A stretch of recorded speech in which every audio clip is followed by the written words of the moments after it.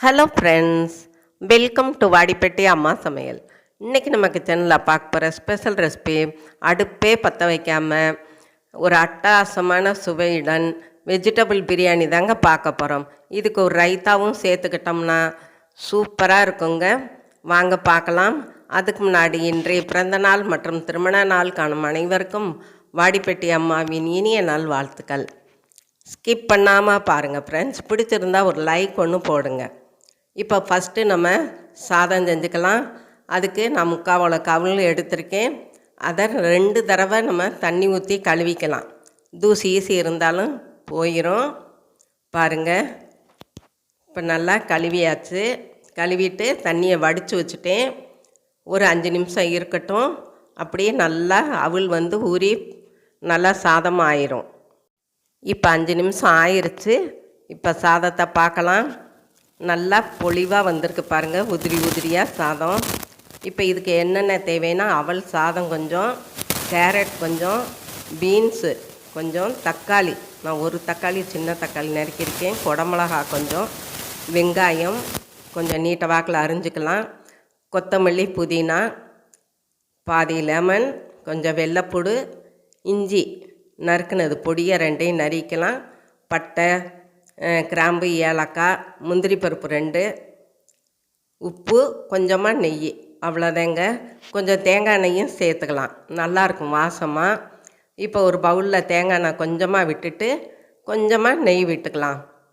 ஏன்னா அவள் கொஞ்சமாக தானே எடுத்துருக்கோம், அதனால் நம்ம கொஞ்சம் கொஞ்சமாக சேர்த்துக்கலாம். இது கூட ஒரு பிரிஞ்சி இலை, 2 கிராம்பு, ஒரு ஏலக்காய், சும்மா ஒரு சின்ன துண்டு பட்டை, இதெல்லாம் போட்டு நல்லா கலந்து விட்டுக்கலாம்.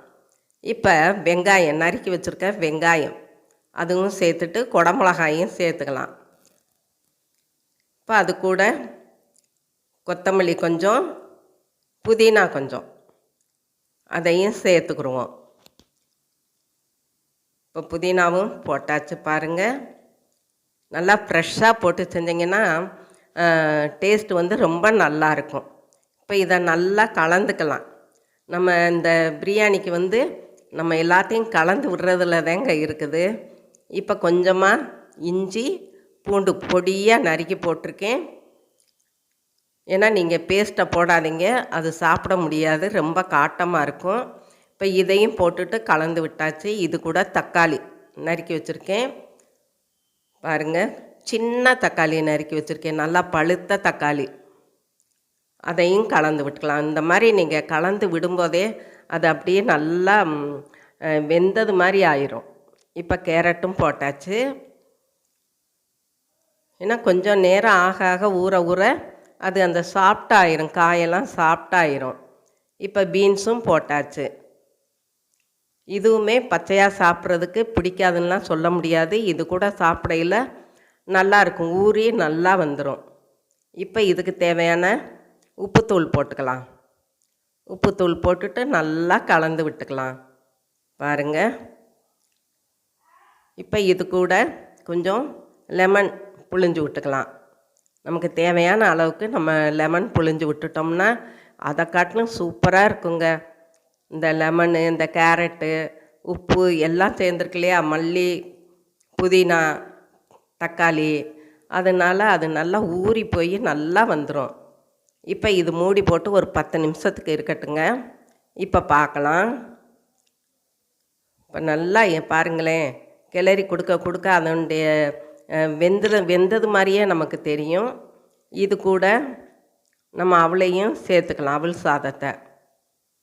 ஒரு 5 நிமிஷம் ஊற வச்சா போதுமானது. இந்த அவல் சாதம் மாதிரி ஆயிரும். தேவையானதை நம்ம போட்டு ஃபஸ்ட்டு கலக்கிக்கலாம். தேவைன்னா இன்னும் கொஞ்சம் அவளை சேர்த்துக்கலாம். பாருங்கள், நல்லா கிளறி கொடுத்துக்கலாம். எல்லாமே வெந்து வச்சுங்க. மல்லி, கொத்தமல்லி, இது புதினா பார்க்கும்போதே உங்களுக்கு தெரிஞ்சிருக்கும். ஏன்னா லெமனும் ஊற்றி இருக்கிறதுனால சட்டுன்னு வெந்துடும் பாருங்கள். இப்போ இது கூட காரத்துக்கு நான் தனி மிளகாத்தூள் போட்டிருக்கேன். உங்களுக்கு தேவைன்னா நீங்கள் பச்சை மிளகாய் கூட பொடியாக கட் பண்ணிக்கோங்க. நான் வெறும் குடமிளகாயும் மிளகாத்தூளும் சேர்த்துருக்கேன், ரொம்ப காரம் வேண்டாம் அப்படின்னு. பாருங்கள், இப்போ நல்லா கிளறி கொடுத்தாச்சு. இதையும் இது கூட நம்ம கொஞ்சம் முந்திரி பருப்பு டேஸ்ட்டுக்காக போட்டுக்கலாம். இது ஆப்ஷன் தான், தேவைன்னா போட்டுக்கோங்க, இல்லாட்டி விட்டுருங்க. அவ்வளோதாங்க, நம்மளோட